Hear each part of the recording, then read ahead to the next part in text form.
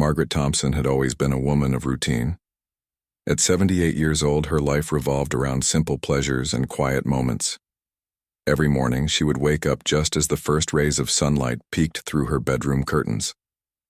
She'd shuffle to the kitchen in her worn slippers, brew a pot of tea, and carry it outside to her porch. There, surrounded by the sweet scent of blooming roses and the gentle chirping of sparrows, Margaret felt at peace. It was her sanctuary, a place where time seemed to slow down. Her house sat at the edge of town, far from the hustle and bustle of busy streets. The neighborhood kids rarely ventured this way, preferring the parks and playgrounds closer to the center of town. This suited Margaret just fine. She enjoyed her solitude.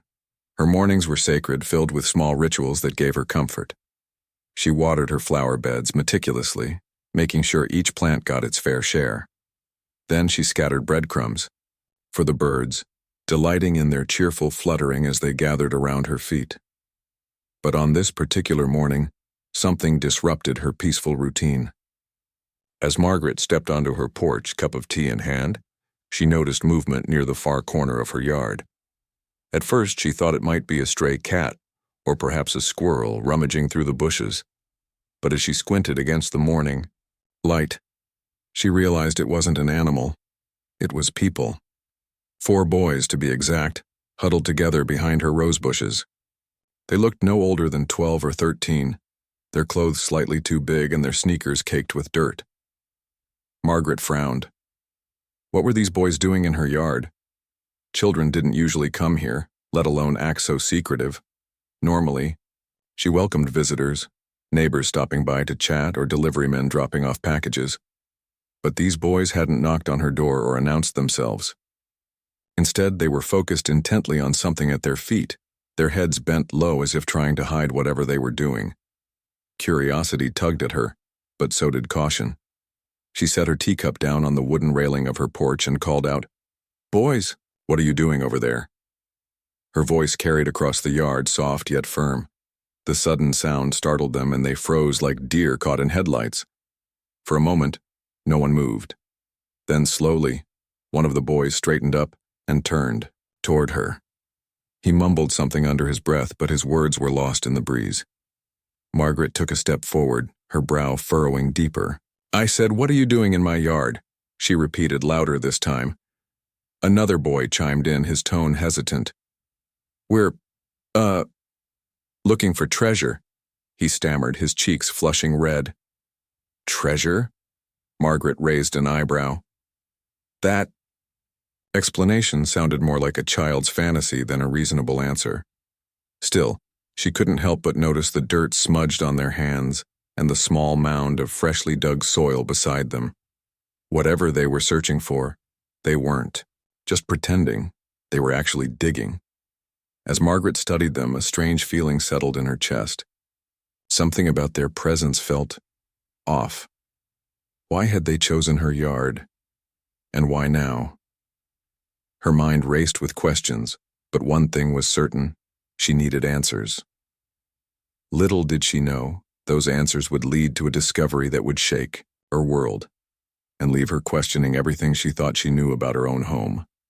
Margaret's heart began to beat a little faster as she took another step closer to the boys. The morning sun cast long shadows across her yard, but even in the bright light, there was something unsettling about the scene before her. The boys shifted uncomfortably under her gaze, exchanging nervous glances with one another. One of them kicked at the pile of loose soil with the toe of his sneaker, trying to seem nonchalant, but Margaret wasn't fooled. She'd lived long enough to recognize when someone was hiding something. "What kind of treasure are you looking for?" she asked, her voice calm but firm. Her tone made it clear she wasn't going to let them off the hook so easily.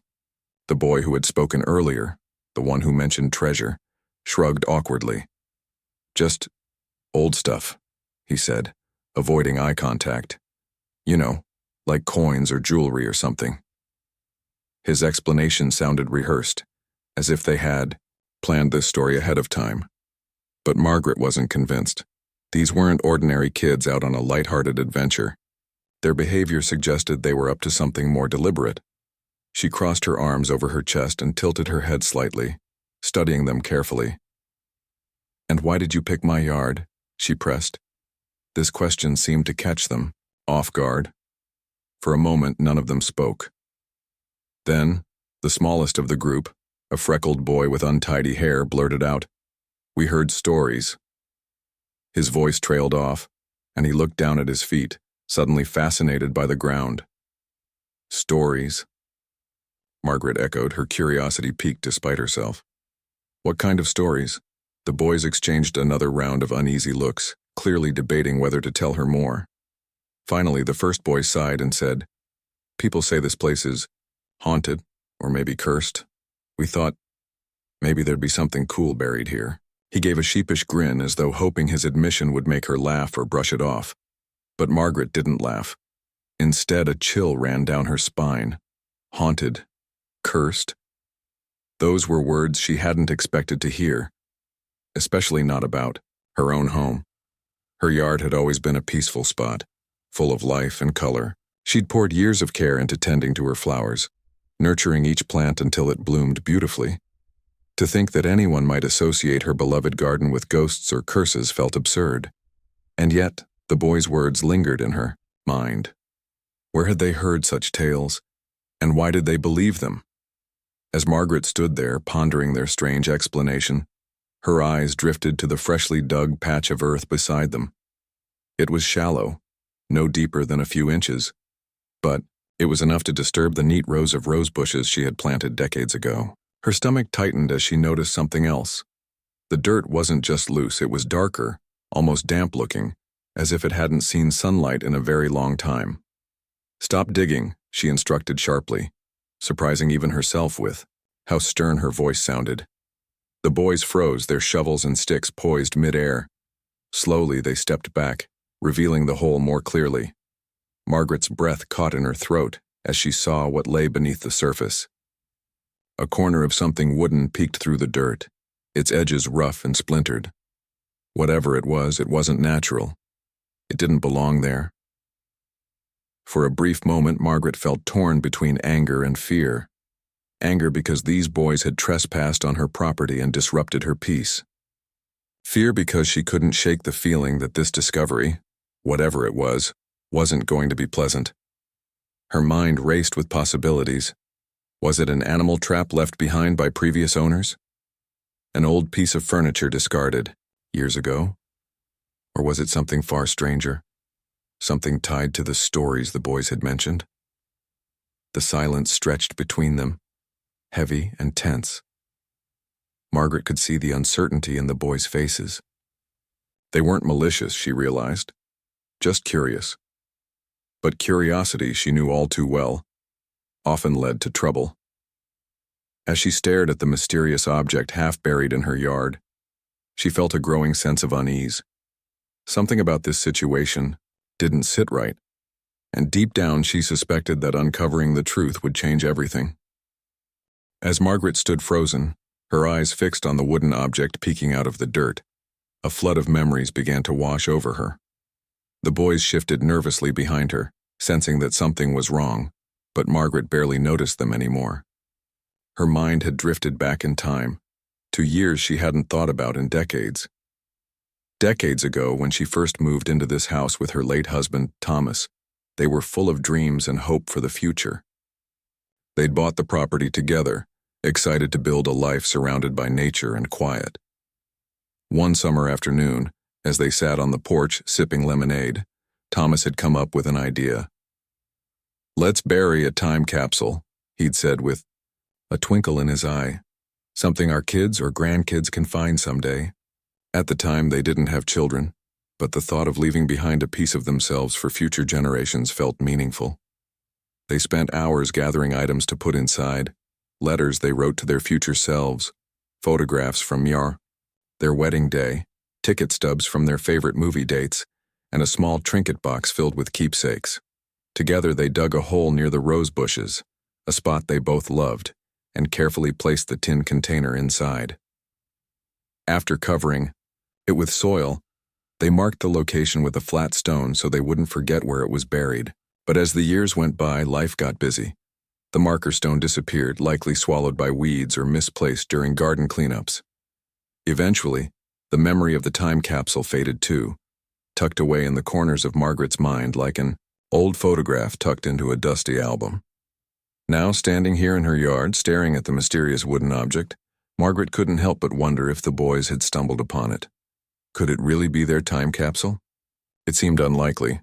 The shape and texture didn't match what she remembered, but the possibility lingered in her thoughts.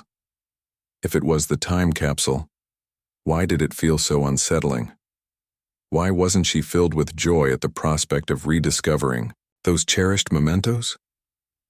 Her gaze drifted back to the boys who were now whispering among themselves. Their earlier bravado had vanished, replaced by uncertainty and guilt. One of them kicked at the ground absent-mindedly, while another fidgeted, with the hem of his shirt. Despite their initial mischief, Margaret could see they weren't bad kids. Just curious. Misguided perhaps, but not malicious. Still, their presence gnawed at her nerves. Something about this moment felt off. And then it hit her. What if it wasn't the time capsule? What if the boys had unearthed something else, entirely? Something neither she nor Thomas had ever known about. The house was old. It had been built long before they purchased it, and its history stretched far beyond their own lives. Who else might have lived here? What secrets might they have left behind? Margaret's heart began to race as these questions swirled in her mind. She tried to steady herself, reminding herself not to jump to conclusions, but the unease refused to fade. Instead, it grew stronger, pressing against her chest like a weight. She glanced at the wooden object again, its jagged edges jutting out from the dirt. Whatever it was, it clearly hadn't seen daylight in years, perhaps even decades, and judging by its appearance, it wasn't meant to hold happy memories. Dear, boys must have sensed her growing tension, because one of them finally spoke up. "We're sorry, ma'am," he said softly, his voice trembling. "We didn't mean to cause trouble. We thought it would be fun." His apology hung in the air, sincere but inadequate. Fun? Margaret almost laughed at the absurdity of the word in this context. This was anything but fun. This was something darker, heavier, more complicated. She took a deep breath, trying to collect her thoughts. For now, all she could do was wait and see what lay beneath the surface. But one thing was certain. Whatever it was going to change everything. Margaret's hands trembled as she stepped closer to the hole in the ground. The wooden object, now fully exposed thanks to the boys' digging, looked far more ominous, up close. Its surface was rough and weathered, cracked in places as if it had endured decades of neglect beneath the soil. Rusty metal edges peeked through the splintered wood, hinting at something solid and heavy inside. Whatever this was, it wasn't a simple tin box meant to hold cherished memories. This was something else entirely. Her stomach churned with unease as she knelt down for a better look. The boys stood a few feet away, their earlier bravado replaced by wide-eyed apprehension. They could sense her distress, though they didn't understand its source. One of them muttered an apology again, but Margaret barely heard it. Her focus was locked on the mysterious crate, her mind racing with questions. What was it? Who had buried it here? And why did it feel so wrong? Summoning what little courage she had left, Margaret reached out and brushed some dirt off the top of the object. Her fingers grazed the cold, damp wood, sending a shiver up her spine. She pulled back instinctively, half expecting something terrible to happen, but nothing moved. The crate remained still, silent, and yet somehow menacing. It was as if it carried secrets that refused to stay buried, not just from her, but from the world. "Boys," she said finally, her voice shaking, "I want you to step away from this." Her tone left no room for argument. The four of them obeyed without hesitation, backing up until they were standing near the edge of her yard. Their faces were pale, mirroring the fear that had gripped Margaret moments ago. For the first time since they arrived, they seemed genuinely sorry for their actions. Margaret straightened up, her knees protesting as she rose to her full height. Her heart pounded in her chest like a drumbeat, loud enough that she wondered if the boys could hear it too. She needed answers, but not alone. Something about this discovery felt too big, too dangerous to handle by herself. With a deep breath, she turned toward the house and called out, "Wait here. I'm calling someone who can help." The boys nodded silently, their earlier curiosity replaced by dread. As Margaret hurried inside, her mind raced with possibilities. Was this some relic from the past? A piece of history tied to the house or the land? Or was it something darker, something sinister? She couldn't shake the feeling that whatever lay inside that crate was going to change everything she thought she knew about her home, and perhaps even about herself. Once inside, Margaret picked up the phone with trembling hands and dialed the local police station. When the officer on the other end answered, she struggled to explain the situation clearly. "There's something strange in my yard," she stammered. "4 boys were digging and they found, well, I don't know exactly what it is, but it looks old, and it doesn't belong there." The officer assured her they would send someone over right away, sensing the urgency in her voice. By the time Margaret returned outside, the boys were whispering anxiously among themselves. They glanced at her nervously, unsure whether they should say anything. She offered them a weak smile, trying to reassure them, even though she herself felt anything but reassured. "It's going to be okay," she told them, though the words sounded hollow even to her own ears. Minutes later, a police car pulled into her driveway, its tires crunching against the gravel path. 2 officers stepped out, their expressions calm but alert. Margaret waved them over, pointing to the hole in the ground. As they approached, one of them crouched down to examine the crate, his brow furrowing as he took in its appearance. "This doesn't look like a natural part of the landscape," he remarked, glancing at Margaret. "Do you have any idea how long it's been here?" She shook her head, her throat tight. "I've lived here for nearly 50 years and I've never seen it before today." The officers exchanged a glance, then began setting up barriers around the area. They worked methodically, taking photographs and measurements before carefully beginning to excavate the crate. Margaret watched from a distance, her arms wrapped tightly around herself.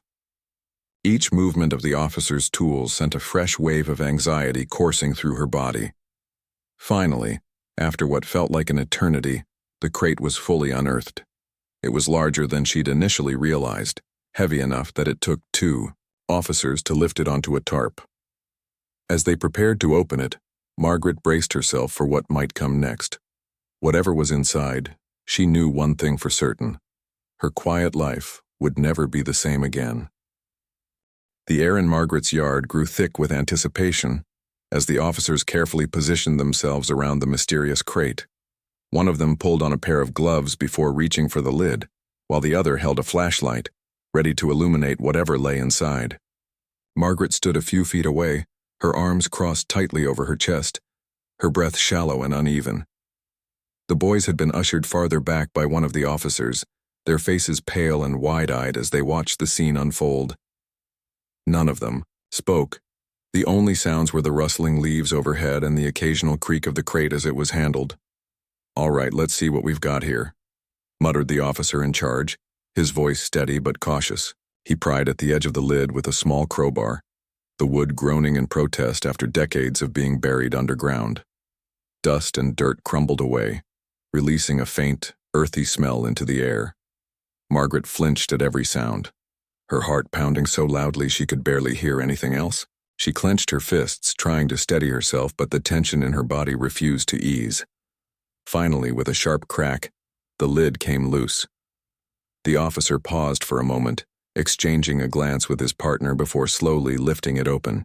Inside, nestled among layers of decaying fabric and rust-streaked metal, were stacks of yellowed documents, old coins, and several items wrapped in brittle cloth. At first glance, it looked like a jumble of forgotten relics, but something about the arrangement felt deliberate, as if whoever had packed the crate had done so with care, even urgency. Margaret leaned forward slightly, her curiosity overriding her fear. Her eyes scanned the contents, searching for anything familiar. Then her gaze landed on a faded photograph lying near the top of the pile. It was creased and discolored with age, but the figures in the picture were unmistakable. A man stood beside a woman, both dressed in clothing that marked the photo as belonging to another era. The man bore an uncanny resemblance to Thomas, her late husband. Margaret's knees nearly buckled beneath her as she stared at the image, her mind struggling to make sense of what she was seeing. "Do you recognize any of this?" asked the officer, noticing the shift in her expression. His tone was gentle, almost hesitant, as if he already suspected the answer might not be simple. Margaret hesitated, her throat dry. That looks like my husband," she said finally, pointing to the photograph. Her voice wavered, betraying the storm of emotions brewing inside her. "But I don't understand. Why would there be pictures of him in something like this?" The officers exchanged another look, their expressions unreadable. They continued sifting through the contents of the crate, uncovering more clues about its origin. Among the documents were handwritten letters, their ink smudged but still legible in places. Names and dates jumped out at Margaret as she strained to read them from where she stood. Some of the names were unfamiliar, but others sent chills down her spine. Names she hadn't heard in years, tied to people who had once lived in the town long before she arrived. As the officers worked, one of the boys mustered the courage to speak up. "Ma'am," he began tentatively, stepping closer to Margaret despite the stern warning glances from the police. "We didn't mean to cause trouble. We just thought, well, we thought it'd be fun." His voice cracked under the weight of guilt, and he looked down at his scuffed sneakers. Margaret turned to face him, her expression softening slightly. She could see the sincerity in his eyes, the regret etched across his young face. "I believe you," she said quietly. "But sometimes curiosity leads us to places we don't expect, and now," she trailed off, gesturing toward the crate. "Now we have to figure out what this is, and why it was buried here." The officer handling the documents glanced up at her. "From what we can tell so far, this might date back several decades. It's possible these items are tied to someone who owned this property before you. There's also a chance they could have historical significance or legal implications." He paused, choosing his words carefully. "We'll need to take this back to the station for further examination." Margaret nodded numbly, her thoughts racing. Historical significance? Legal implications? The words echoed in her mind, raising more questions than answers. What secrets had been hidden beneath her roses all these years? And how did Thomas fit into all of this? The photograph lingered in her memory, haunting her with its silent testimony. Had her husband known about this? Was he somehow connected to whoever had buried the crate? For now, there were no clear answers, only fragments of a puzzle that seemed to grow more complicated with each passing moment. As the officers carefully repacked the crate and prepared to transport it, Margaret felt a strange mix of dread and determination settle over her. Whatever truths lay buried in that box, she knew she couldn't ignore them. Not anymore. Over the next few days, Margaret found herself caught in a whirlwind of emotions. The crate, now safely in the hands of investigators, was being examined piece by piece at the local police station. Officers had assured her they would keep her informed about their findings, but the waiting was excruciating. Every knock on her door or ring of the phone made her heart leap with both hope and dread. She couldn't shake the feeling that the answers buried within that mysterious box would change everything she thought she knew, not just about her home, but about her life. The first clue came when one of the officers paid her a visit late in the afternoon. He carried a folder filled with photocopies of some of the documents from the crate, along with notes summarizing their initial findings. "We've done some research," he explained, sitting across from her at the kitchen table. "It looks like this property has quite a history."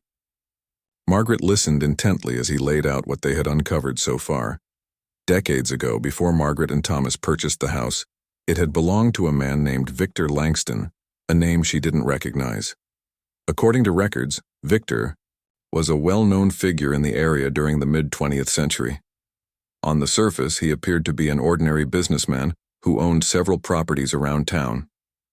But beneath that respectable facade, whispers of suspicion swirled.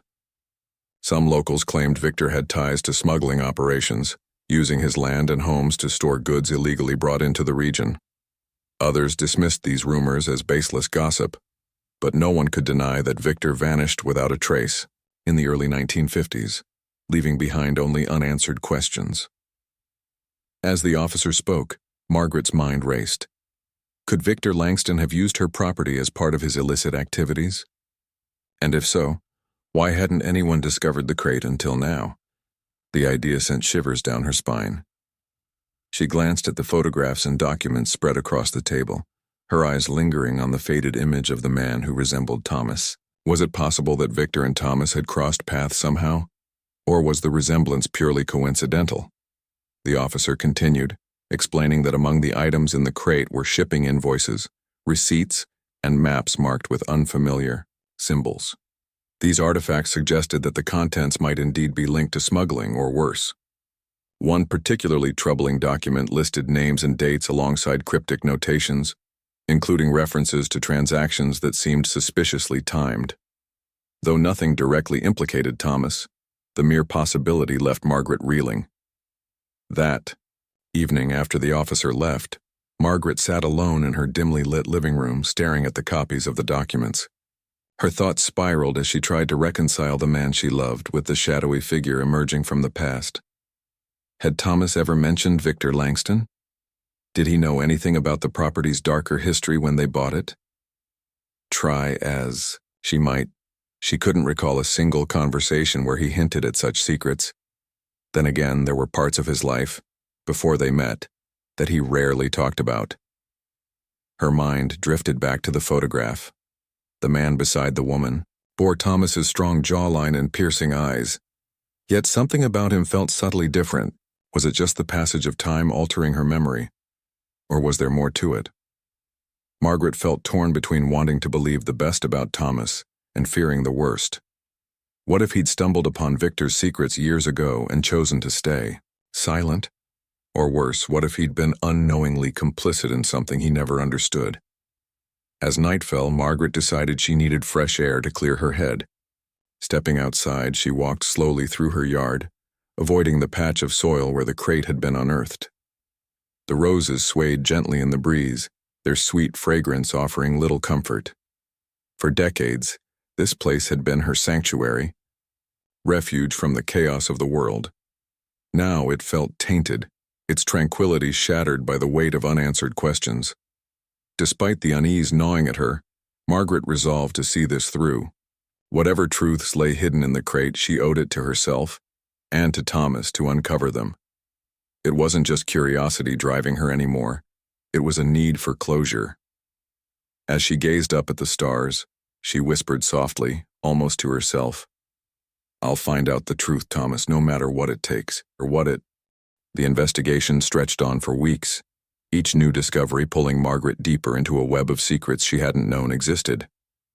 The police worked tirelessly, piecing together fragments of Victor Langston's life and unraveling the significance of the items found in the crate. Meanwhile, Margaret spent her days poring over the documents they shared with her, searching for any connection to Thomas, or even to herself. It was exhausting, but she couldn't stop. Every clue felt like another thread in a tapestry she didn't yet understand, and she was determined to see the full picture. One afternoon, an officer named Detective Harris arrived at her door with a folder thicker than the ones before. His expression was serious but not grim, as if he carried both answers and more questions. "We've made some progress," he said, sitting down at her kitchen table. Margaret braced herself, gripping the edge of the chair as she waited for him to continue. "The items in the crate strongly suggest that Victor Langston used this property as part of his operations," Detective Harris explained. "But here's where things get complicated. Some of these documents reference transactions involving people we believe were middlemen, locals who helped move goods without necessarily knowing what they were handling." He paused, flipping through the pages until he found one particular document. "One of those names, it matches your husband's." Margaret's breath caught in her throat. She leaned forward, her eyes scanning the paper he pushed toward her. Sure enough, there it was, Thomas's name, written in faded ink alongside a date from years before they had met. Her hands trembled as she traced the letters with her fingertips. "What does this mean?" she asked, her voice barely above a Whisper. Detective Harris hesitated, choosing his words carefully. It's hard to say for certain. There's no evidence suggesting your husband was directly involved in anything illegal. However, it's possible he unknowingly assisted someone tied to Langston's activities, or that he discovered something after purchasing the property and decided to keep quiet about it. Margaret sat back in her chair, overwhelmed by the implications. Had Thomas known about Victor Langston? Had he suspected the house held secrets when they bought it? Or had he stumbled upon them later and chosen not to tell her? The thought stung, not because she believed Thomas capable of wrongdoing, but because it hinted at a side of him she had never seen, a side hidden beneath layers of silence. As the days passed, Margaret began to piece together her own theories. Perhaps Thomas had uncovered remnants of Langston's operation during renovations or gardening projects. Maybe he'd tried to protect her by keeping quiet, believing the past should stay buried. Whatever his reasons, Margaret realized she couldn't fault him, not entirely. People often made choices out of love, even if those choices weren't perfect. Her reflections took her to the local library, where she spent hours combing through old newspapers and town records. She learned more about Victor Langston, a charismatic man whose charm masked a dangerous double life. He had vanished, mysteriously, leaving behind debts and rumors of betrayal. Some speculated he fled to avoid prosecution. Others whispered darker theories. Yet none of the accounts provided concrete answers about why the crate had been buried in her yard, or why Thomas's name appeared in its contents. Despite the lingering mysteries, Margaret found herself growing calmer as time went on. Uncovering. The truth wasn't just about solving a puzzle, it was about understanding. Understanding Thomas, their home, and the echoes of history that shaped them both. By the time the investigation concluded, she felt a strange sense of peace. Not because all her questions were answered, but because she finally accepted that some truths might remain elusive. When the police confirmed the crate contained no criminal evidence requiring further action, Margaret made a decision. She donated the artifacts to a local museum, ensuring the story wouldn't fade into obscurity. As she watched the curator pack the items away, she whispered softly, "Let the past speak for itself now." Little did she know. The boys who had started it all would soon return, with an apology and gratitude that would bring the chapter to a fitting close. A few weeks after the crate had been taken away and its secrets carefully catalogued, Margaret noticed something unusual as she watered her roses one morning. 4 familiar figures were walking hesitantly up her driveway, their heads bowed like children approaching a strict teacher. It was the boys, those same 4 boys who had started this entire chain of events with their curious digging. They looked nervous but sincere, clutching something in their hands. Margaret set down her watering can and wiped her hands on her apron before stepping toward them. "Well," she said with a soft smile, though her tone carried a hint of curiosity. "What brings you back here?" One of the boys stepped forward, his freckled face red with embarrassment. We wanted to say sorry again," he stammered, holding out what appeared to be a small wooden box.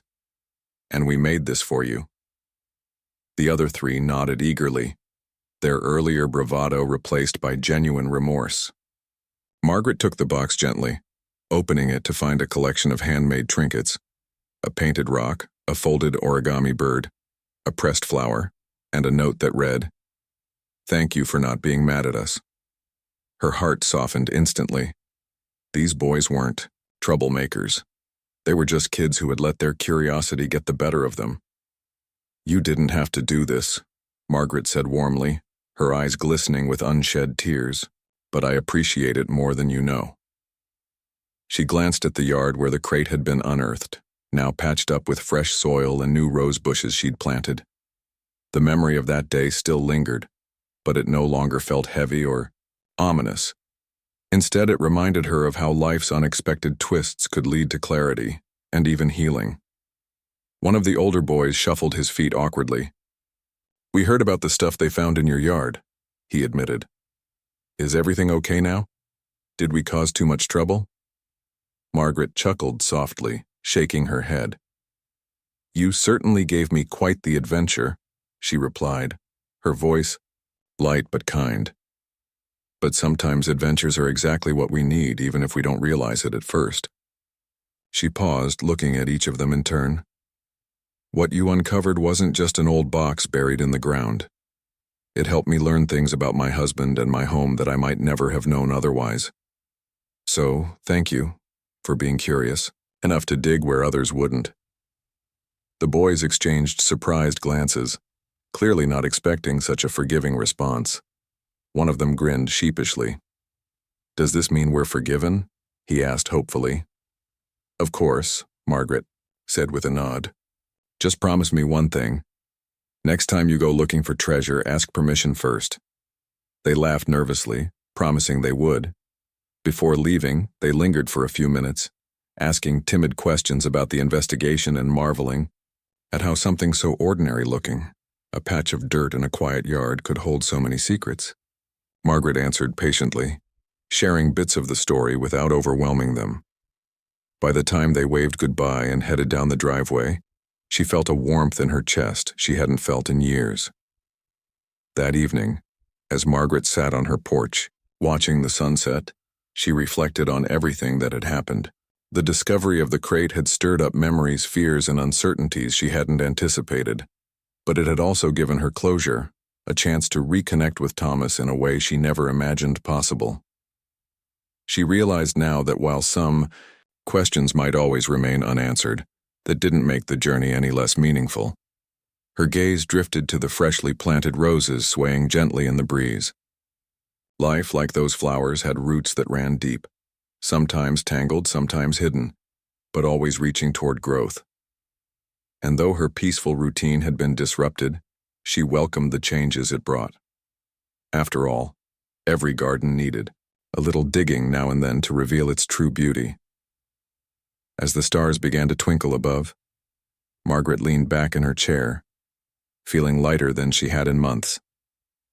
The past couldn't be changed, but it could be understood and shared. With a contented sigh, she whispered into the night, "Thank you, Thomas, for everything."